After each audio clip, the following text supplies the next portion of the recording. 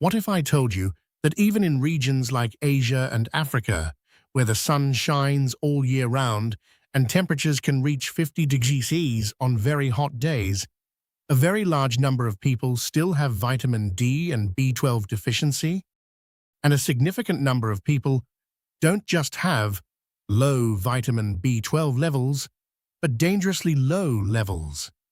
This shows that even in places where sunlight is available in abundance, many people are still vitamin D deficient. And when you hear the reason behind this, you will be shocked. So let's begin and understand why vitamin D and vitamin B12 deficiencies are so common, what mistakes are increasing these deficiencies, and what we should eat to fulfill them.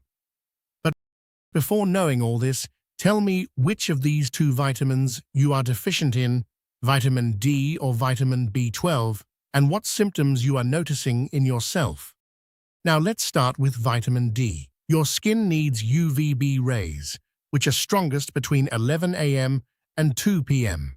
But often during this time, the sunlight can be too strong, making it not only difficult to sit in the sun, but sometimes harmful for the skin as well. That is why people are often advised to take morning sunlight.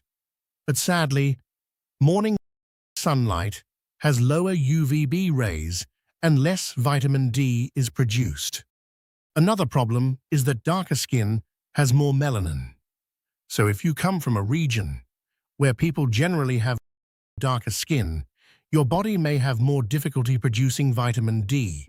While melanin protects from sunburn, at the same time, melanin blocks the production of vitamin D. Because of this, people with darker skin need 2 to 3 times more sunlight compared to lighter-skinned people to produce the same amount of vitamin D.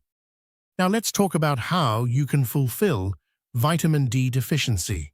The first and completely free source is sunlight. Yes, sit in the sun between 11 a.m. and 2 p.m. for 25 to 45 minutes, 4 to 5 days a week. And yes, you should not cover your entire body. Keep your face, arms, and legs exposed. At least 35 to 40% of your body should be directly exposed to sunlight. And during this time, do not apply sunscreen. Talking about foods, egg yolk is a very good source. If you eat 3 to 4 whole-boiled eggs daily, you can get a good amount of vitamin D. If you are vegetarian, mushrooms are a good option. If you keep mushrooms in sunlight for 30 to 40 minutes before cooking, their vitamin D content increases dramatically. After that, you can fry them a little in any organic oil and eat them. The third good source is fatty fish like salmon, mackerel, or rohu. You can cook fish curry 2 to 3 times a week. It is an excellent source of vitamin D. Lastly, you can also take vitamin D fortified milk and oils. Look for products with proper fortification labels when buying. These help a lot in fulfilling daily vitamin D needs. Now let's talk about vitamin B12, which is naturally found only in animal-based foods, like meat, fish, eggs, and milk.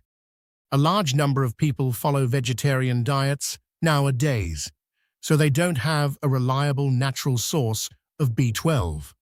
Another important thing many people don't know is that if you drink tea or coffee with your meals, or just after eating it, blocks the absorption of B12. And many people have the habit of drinking tea or coffee after every meal. This is why even non-vegetarians sometimes end up with vitamin B12 deficiency. For non-vegetarians, the best source is mutton liver. You can cook and eat it once a week. Apart from that, eggs can be eaten daily, 3 to 4 whole eggs with yolk. Fish is also a great option and can be eaten whenever possible. Especially in winters, eating fish is considered very beneficial. For vegetarians, getting vitamin B12 is a bit difficult, but not impossible. Yogurt and buttermilk contain B12, so you should have at least one bowl of yogurt or one glass of buttermilk daily. Cottage cheese is also a good source of B12, so you can include that as well. One very important tip is that you should drink tea or coffee either 1 hour before meals or 1 hour after meals. Never have it with food or immediately after. This small habit can greatly reduce the absorption of B12 in your body. Another common mistake people make is boiling milk multiple times. Repeated boiling destroys vitamin B12. So boil milk properly only once and then consume it. Do not keep boiling it again and again, as it reduces the vitamin B12 content. Safety warning. One very important thing you must know is never start taking high-dose vitamin D supplements on your own. A study found that when people started taking heavy doses of vitamin D without testing, it increased the risk of kidney damage and in some cases even became life-threatening.